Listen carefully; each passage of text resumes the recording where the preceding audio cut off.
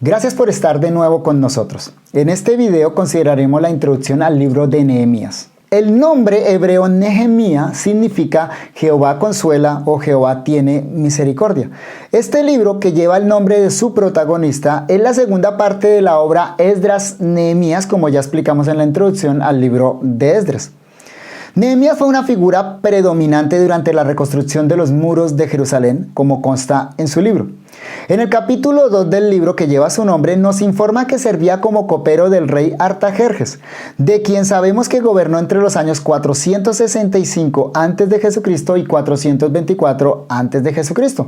A Nehemías también se le llama Pejá, en 5.14, 5.15, 12.26, entre otros, un título común para gobernadores regionales en el imperio persa, y Tirshatá en 7.65, 7.70, 8.9 y 10.1, que parece ser sinónimo del término anterior, aunque algunos investigadores creen que tenía alguna asociación militar. El libro muestra a un Nehemías con grandes capacidades de liderazgo, lo cual fue importantísimo en esta etapa final de la reconstrucción de Jerusalén. También nos deja ver un hombre con una firme fe en Jehová y consagrado a la oración. Usó todos los recursos y la influencia que tenía a su alcance para el bien del pueblo de Dios y la reconstrucción de las murallas de Jerusalén. No se dejó atemorizar por las amenazas de los enemigos de Judá, sino que confió en Dios y tomó las medidas necesarias para que la obra no se detuviera. Finalmente, el libro nos deja ver a un Nehemías con un carácter firme y un celo fuerte por la gloria de Dios. Ciertamente, Dios preparó al hombre adecuado para una tarea absolutamente agobiante, exigente y desgastante. Para los argumentos a favor de que Esdras es el autor de la obra de Esdras-Nehemías y de la unidad literaria de esta, véase la introducción a los libros de Crónicas. Es importante sí señalar que la primera parte del libro de Nehemías, capítulos 1 al 7, está escrita en primera persona refiriéndose a Nehemías, siendo el protagonista del relato. En los siguientes capítulos 8 al 12, Esdras pasa a protagonizar el relato, que está escrito en su mayoría en tercera persona. El capítulo final, capítulo 13, de nuevo se registra en primera persona. Incluso Nehemías aclara: mas a todo esto yo no estaba en Jerusalén, porque en el año 32 de Artajerjes, rey de Babilonia, fui al rey, y al cabo de algunos días pedí permiso al rey para volver a Jerusalén. Nehemías 13, 6 al 7. Esto ha hecho pensar a algunos que el libro es obra de Nehemías, lo cual no da razón de las similitudes señaladas anteriormente entre Esdras y Nehemías, y sobre todo no tiene en cuenta la unidad literaria entre estos dos libros y el resto de la obra del cronista. La explicación más sencilla y seguramente verídica es que Nehemías recopiló sus propias memorias en primera persona, que luego fueron incorporadas en la obra final escrita por Esdras, respetando la narración que Nehemías había hecho en primera persona. De hecho, es claro que Esdras usó varias fuentes para la composición de su historia, como ya tuvimos ocasión de señalar. De manera que tenemos en el libro de Nehemías las memorias del propio protagonista, que fueron incorporadas a una obra mayor, pues él fue uno de los hombres que Dios levantó para restaurar a su nación después de los grandes cautiverios. Con respecto a cuándo fue escrito el libro, los invitamos a ver la introducción a los libros de Crónicas. En cuanto a la cronología del propio libro de Nehemías, puede ser reconstruida con bastante precisión, pues el autor nos ha dejado mucha información al respecto y muy detallada. El cuadro siguiente ofrece un resumen excelente al respecto. De izquierda a derecha en sus pantallas observen el recorrido histórico que comienza con el cautiverio, la caída de Jerusalén en el año 586. Hubo un primer retorno de los judíos bajo Zorobabel en el año 538 a.C. Después un segundo retorno bajo Esdras en el año 458 a.C. Ahora, en el año 445 nos ubicamos en la cronología o en los eventos del libro de Nehemías. El primer dato que tenemos es con respecto al viaje de Nehemías a Jerusalén, que sería el tercer retorno de los judíos en el año 20 de Artajerjes, según la información del propio libro. Luego, en el año 444, se comienza la reconstrucción del muro y se completa en 52 días, según el relato de Nehemías capítulo 6, versículo 15. En ese mismo año, tenemos la lectura de la ley por parte de Esdras, que está relatada en el capítulo 7 y 8 del mismo libro.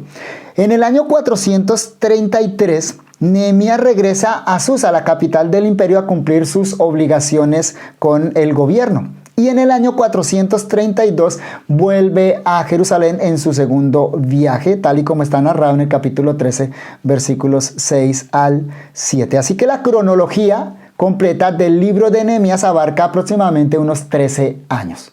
Un corto periodo de tiempo, pero que fue definitivo para terminar la reconstrucción física de Jerusalén, reorganizar a Judá, regular la adoración y purificar al pueblo.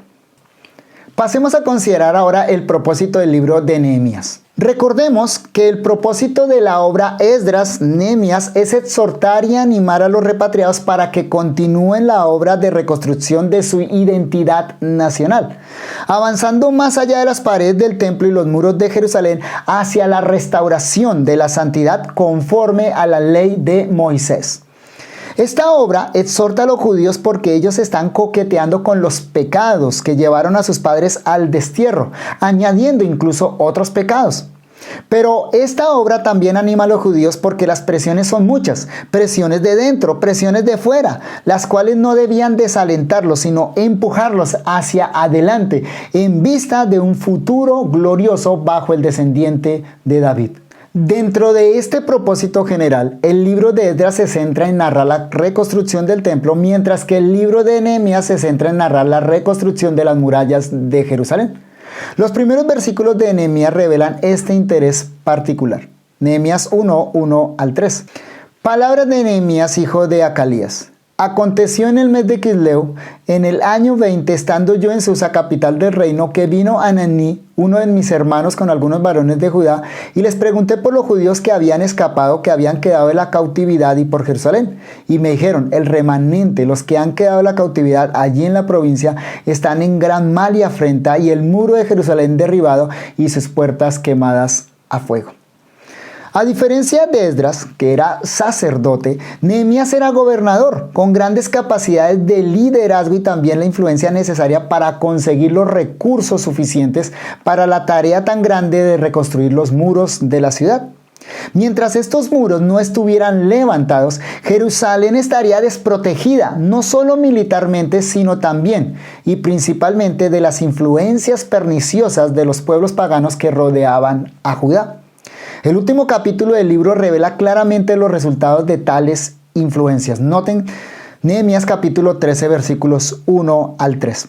Y estos son los que subieron de Tel Melá, Tel Harsá, Kerub, Adón e Imer, los cuales no pudieron mostrar la casa a sus padres ni su genealogía, si eran de Israel. Los hijos de Delaía, los hijos de Tobías y los hijos de Necoda, 642. Y de los sacerdotes, los hijos de Abaía, los hijos de Cos y los hijos de Barzilai, el cual tomó mujer de las hijas de Barzilai Galaadita y se llamó del nombre de ellas.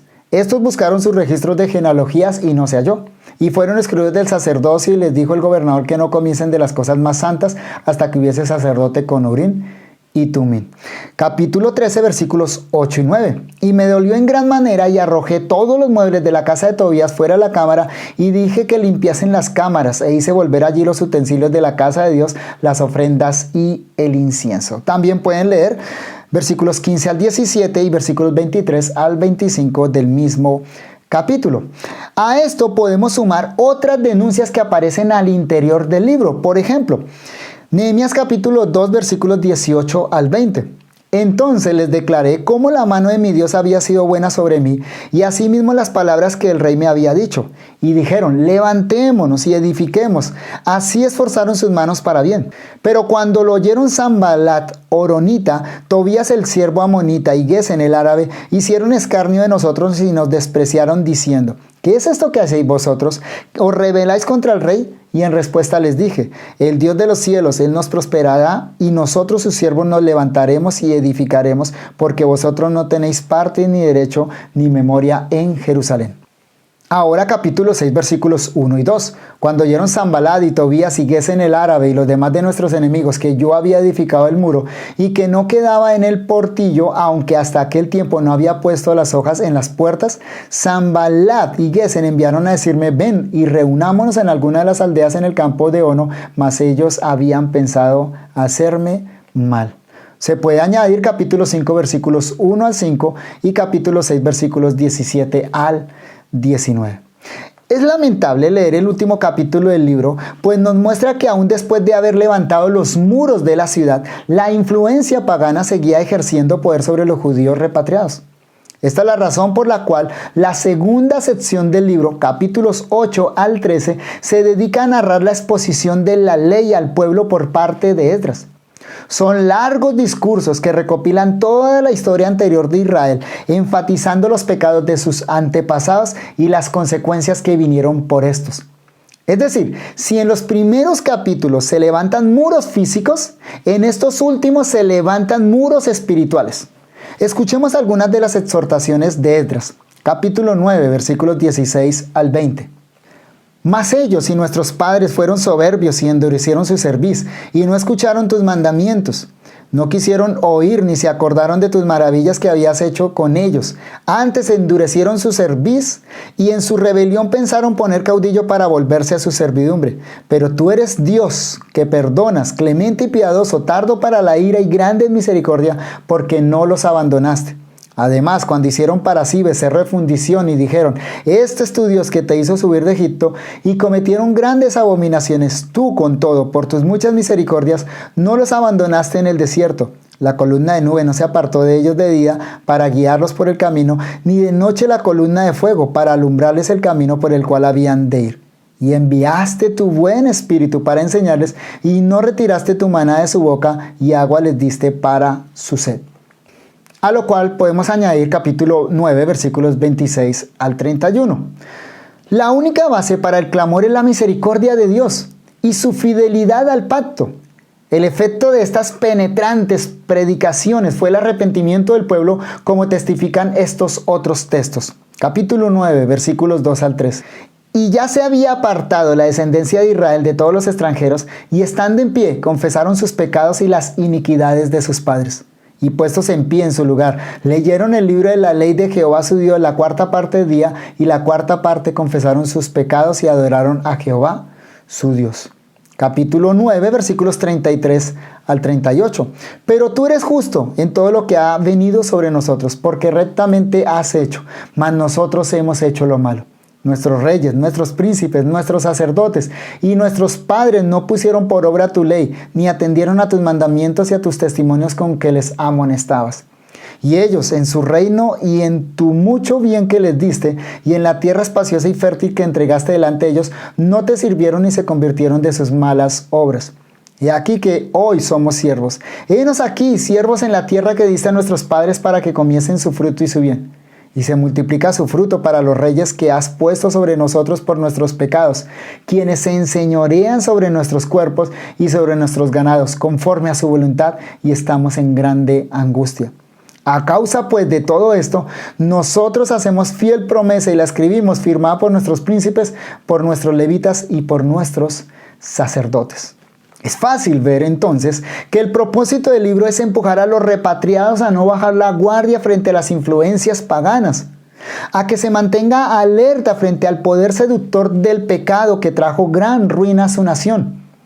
Levantar los muros de Jerusalén, cosa que se logró en los días de Nehemías, debía ir acompañado con un trabajo continuo de levantar y mantener los muros morales que la santa ley de Dios les había provisto. Ahora que se encontraban en el punto culminante de la restauración de su identidad nacional, era preciso que tomaran todos los cuidados necesarios para proteger esa identidad y brindarse de las influencias paganas. En quinto lugar, consideremos el tema general del libro y sus temas secundarios. El libro dedica 7 capítulos, más de la mitad de la obra, a la narración de la restauración de los muros de Jerusalén, lo cual nos indica su tema general. Ese fue el informe que recibió Nehemías, el motivo de su preocupación y oración, y la razón de su pedido al rey Artajerjes. Tan pronto llega a Jerusalén, Nehemías pasa revista al estado de la ciudad recorriendo los muros en su totalidad para luego animar al pueblo a comenzar su reconstrucción. Desde el capítulo 3 hasta el capítulo 7 se narra la forma como el pueblo se compromete y lleva a cabo tan gran labor en tan solo 52 días. El resultado es descrito vívidamente en el capítulo 6, versículos 15 y 16. Fue terminado pues el muro el 25 del mes de Elul en 52 días. Y cuando lo oyeron todos nuestros enemigos, temieron todas las naciones que estaban alrededor de nosotros y se sintieron humillados y conocieron que por nuestro Dios había sido hecha esta obra. La otra sección del libro, que va desde 7:53 hasta el 13:31, nos presenta la reorganización civil del pueblo, la instauración de la adoración en el templo y el compromiso pactual de guardar la ley de Jehová, todo bajo la guía de Esdras, Nehemías y Zorobabel. Es decir, como expresamos anteriormente, levantaron los muros de protección moral para el pueblo de Judá. La figura prominente del gobernador Nehemías fue usada por Dios para restaurar la independencia, muros físicos que los protegían de los ejércitos extranjeros, y restablecer un gobierno teocrático en Judá, muros espirituales que los protegían de las influencias paganas bajo los preceptos de la ley de Moisés, que fue exhaustivamente predicada por el sacerdote Esdras. Así que en este libro se juntan las figuras de Nehemías y Esdras, gobernador y sacerdote, para volver a poner a Judá bajo el gobierno de Dios. Entonces, el tema principal del libro es la necesidad de protección para que el pueblo de Dios viva seguro y no sea contaminado por sus enemigos. La profecía de Zacarías, contemporáneo de Nehemías y Esdras, recoge bien este tema. Zacarías 2, 1 al 5. Alcé después mis ojos y miré, y aquí un varón que tenía en su mano un cordel de medir, y le dije, ¿a dónde vas? Y él me respondió, a medir a Jerusalén para ver cuánta es su anchura y cuánta su longitud. Y aquí salía aquel ángel que hablaba conmigo y otro ángel le salió al encuentro y le dijo, corre, habla a este joven diciendo, sin muros será habitada Jerusalén a causa de la multitud de hombres y de ganado en medio de ella. Yo seré para ella, dice Jehová, muro de fuego en derredor y para gloria estaré en medio de ella. Solo Jehová puede proveer tal protección para su pueblo. Por lo tanto, la confianza de los repatriados solo debía descansar en él. Algunos temas secundarios que aparecen en el libro de Nehemías son el papel fundamental de la ley de Dios para proteger moralmente a su pueblo. El gobierno de Dios sobre su pueblo debe ser restaurado para que así Judá disfrute de su protección. La ley, entonces, debe ser vuelta a colocar en el lugar de prominencia que le fue asignado en el pacto mosaico. Tan pronto se termina la restauración de los muros de la ciudad, el sacerdote Esdras abre el libro de la ley y comienza a predicar al pueblo. Todos los que podían entender se reunieron en familia para escuchar la palabra de Dios. La exposición de la ley lleva al pueblo al arrepentimiento y a celebrar la fiesta de los tabernáculos, 8:9, confesar sus pecados, 9:1, firmar un pacto solemne, 9:38, organizar la adoración en el templo y alabar a Jehová, 12:27, restaurar los derechos de los levitas para que la adoración y los servicios en el templo pudieran continuar, 13:10, restablecer la solemnidad del día de reposo, 13:15, y disolver las uniones mixtas, 13:23. Por supuesto, esta purificación implicaba limpiar al pueblo desde dentro, labor que se lleva a cabo excluyendo el sacerdocio a quienes no pudieron demostrar su linaje. Estos buscaron su registro de genealogías y no se halló y fueron excluidos del sacerdocio. Nehemías 7:64.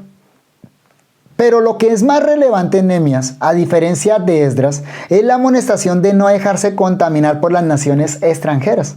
Después de la purificación ya mencionada en 9:1 al 3, los levitas hacen confesión de los pecados históricos de Israel y recuerdan. Y los hijos vinieron y poseyeron la tierra, y humillaste delante de ellos a los moradores del país, a los cananeos, los cuales entregaste en su mano y a sus reyes y a los pueblos de la tierra, para que hiciesen de ellos como quisieran.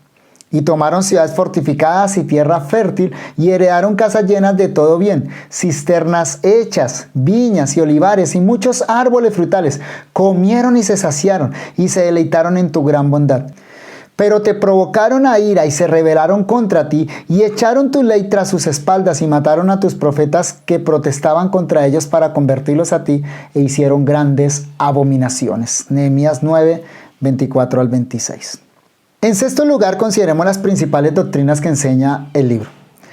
La doctrina de la separación es fácilmente percibida en el libro de Nehemías, pero debe ser entendida bajo la luz de la protección que Jehová provee para su pueblo. Levantar los muros de Jerusalén tenían el propósito, como hemos visto, de proteger a los repatriados de los ataques enemigos y la contaminación moral de los pueblos paganos. Sin embargo, tal tarea titánica solo podía ser realizada por la provisión soberana de Dios.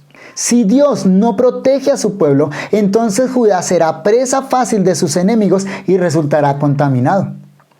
Entonces, protección y separación van de la mano. Lo primero es obra de Dios, lo segundo es responsabilidad del hombre. Observemos cómo el apóstol Pablo junta estas dos verdades de una forma maravillosa en Filipenses capítulo 2, versículos 12 al 16. Por tanto, amados míos, como siempre habéis obedecido, no como en mi presencia solamente, sino mucho más ahora en mi ausencia, ocupaos en vuestra salvación con temor y temblor, porque Dios es el que en vosotros produce así el querer como el hacer, por su buena voluntad.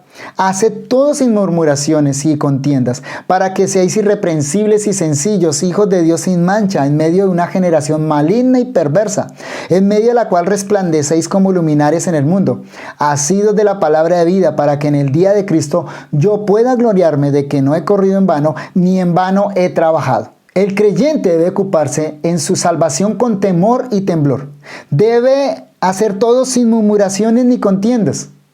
Debe librarse del mal que lo rodea, evitar la contaminación. Pero esto, de acuerdo con Pablo, solo es posible a través del poder que Dios provee. Dios produce en nosotros el querer como Él, hacer por su buena voluntad. Así que es deber del pueblo de Dios separarse de lo que lo contamine en la carne y en el espíritu. Dice Pablo, así que amados, puesto que tenemos tales promesas, limpiémonos de toda contaminación de carne y de espíritu, perfeccionando la santidad en el temor de Dios. Segunda a los Corintios capítulo 7, versículo 1. Pero debemos ser conscientes que tal deber solo es posible bajo el poder de Dios y gracias a su protección soberana. Y aquel que es poderoso para guardaros sin caída y presentaros sin mancha delante de su gloria con gran alegría, al único y sabio Dios, nuestro Salvador, sea gloria y majestad, imperio y potencia, ahora y por los siglos. Amén. Nos recuerda Judas, versículos 24 y 25. La ley de Dios, por supuesto, tiene un papel fundamental en la tarea de separación por parte del pueblo de Dios. La ley moral nos muestra el carácter de Dios, uso teológico, señala nuestro pecado empujándonos a Cristo, uso evangélico, y da la norma de santidad que Dios demanda de su pueblo, uso didáctico.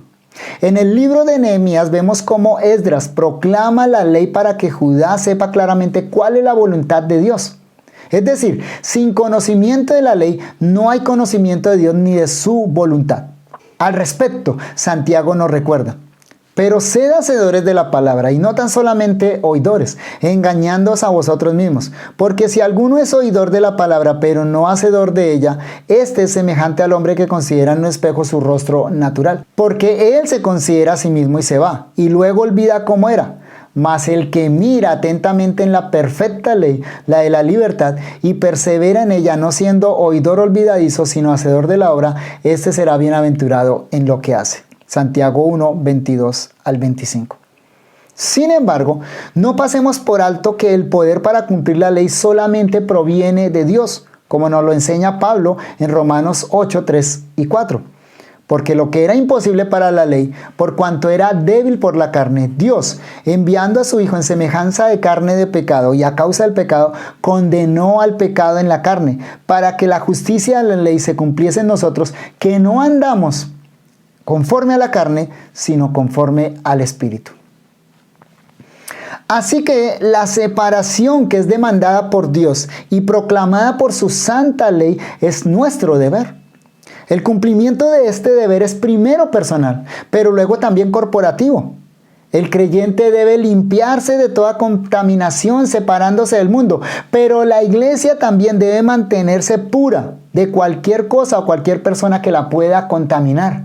Esto nos recuerda que la iglesia está llamada a ejercer disciplina sobre sus miembros, de la misma forma como fue ejercida por Esdras. Cada judío era responsable de guardarse en santidad, por ejemplo, en el caso de las uniones mixtas. Pero además, el pueblo como un todo debía expulsar a aquellos que no estaban dispuestos a vivir en santidad. Escuchemos lo que el Nuevo Testamento tiene que decir al respecto. Ciertamente yo, como ausente en cuerpo, pero presente en espíritu, ya como presente he juzgado al que tal cosa ha hecho.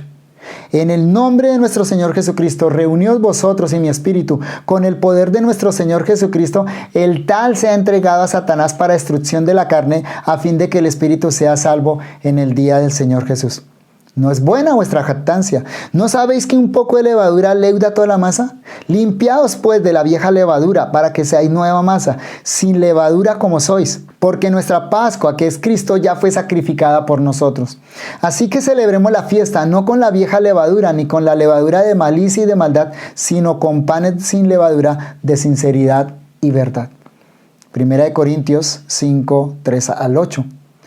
Seguid la paz con todos y la santidad, sin la cual nadie verá al Señor. Mirad bien, no sea que alguno deje de alcanzar la gracia de Dios, que brotando alguna raíz de amargura os estorbe y por ella muchos sean contaminados.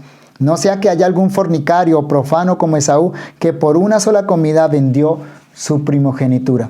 Hebreos 12, 14 al 16. Notemos que en este último texto, una raíz de amargura se refiere a una persona que contamina al resto. Así que el llamado es ahí a que el pueblo de Dios esté purificando. En séptimo y último lugar, consideremos la importancia teológica y lugar que ocupa el libro en toda la revelación bíblica. Este maravilloso libro provee un paradigma claro del trabajo cooperado en el pueblo de Dios. Es impresionante ver cómo cada uno en el pueblo, incluidos los niños y las mujeres, cumplieron su deber para que finalmente los muros fueran completados. Sin embargo, el valor del libro de Nehemías va más allá de estas aplicaciones éticas o prácticas, pues nos empuja un paso más allá en la historia que viene siendo construida desde Génesis. Es más, con el libro de Nehemías llegamos al punto final de la historia de Israel, dejándonos en una situación inusual. La tarea no ha sido finalizada. No solo que los repatriados aún tienen mucho que hacer, sino que la historia redentora no ha llegado a su final. Este es el sabor de todo el Antiguo Testamento, es decir, de expectativa, esperanza y profecía. La historia de Israel demanda un cumplimiento, pues tiene un sabor a tarea inconclusa. La pregunta que ahora resuena en la mente de los repatriados es: ¿no volveremos a ser sacados de nuestra tierra? También, aunque los muros han sido completados, se preguntan: ¿sí resistirán los fieros ataques de nuestros enemigos?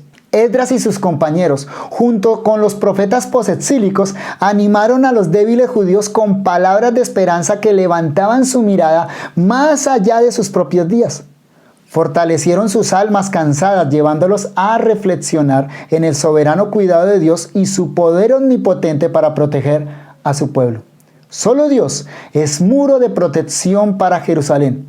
Yo seré para ella, dice Jehová, muro de fuego en derredor, y para gloria estaré en medio de ella. Zacarías 2:5.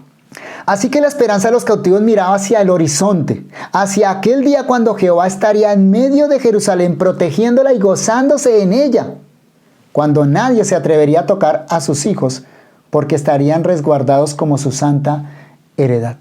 Observen lo que dice Zacarías capítulo 2, versículos 6 al 13. Huid de la tierra del norte, dice Jehová, pues por los cuatro vientos de los cielos os esparcí, dice Jehová. Oh Sión, la que moras con la hija de Babilonia, escápate, porque así ha dicho Jehová de los ejércitos: tras la gloria me enviará él a las naciones que os despojaron, porque el que os toca, toca a la niña de su ojo. Porque he aquí yo alzo mi mano sobre ellos y serán despojo a sus siervos, y sabréis que Jehová de los ejércitos me envió. Canta y alégrate, hija de Sión, porque aquí vengo y moraré en medio de ti, ha dicho Jehová, y se unirán muchas naciones a Jehová en aquel día y me serán por pueblo, y moraré en medio de ti. Y entonces conocerás que Jehová de los ejércitos me ha enviado a ti. Y Jehová poseerá a Judá su heredad en la tierra santa, y escogerá una Jerusalén. Calle toda carne delante de Jehová, porque él se ha levantado de su santa morada. La gran noticia es que la esperanza que saludaron de lejos los judíos repatriados ahora es una realidad para el pueblo de Dios. Nuestro Señor Jesucristo trajo el cumplimiento de tal esperanza, la cual ahora también nos invita a la separación y la purificación, porque nosotros, la iglesia, somos el templo del Dios viviente. No os unáis, dice Pablo, en yugo desigual con los incrédulos, porque ¿qué compañerismo tiene la justicia con la injusticia? ¿Y qué comunión la luz con las tinieblas? ¿Y qué concordia Cristo con Belial? ¿O qué parte el creyente con el incrédulo? ¿Y qué acuerdo hay entre el templo de Dios y los ídolos? Porque vosotros sois el templo del Dios viviente. Como Dios dijo, habitaré y andaré entre ellos y seré su Dios. Y ellos serán mi pueblo. Por lo cual, salid de en medio de ellos y apartaos, dice el Señor, y no toquéis lo inmundo. Y yo recibiré, y seré para vosotros por padre, y vosotros me seréis hijos e hijas, dice el Señor Todopoderoso. Así que, amados, puesto que tenemos tales promesas, limpiémonos de toda contaminación de carne y de espíritu, perfeccionando la santidad en el temor de Dios. Para el bosquejo del libro y notas adicionales pueden descargar el documento en la descripción del video. Muchas gracias.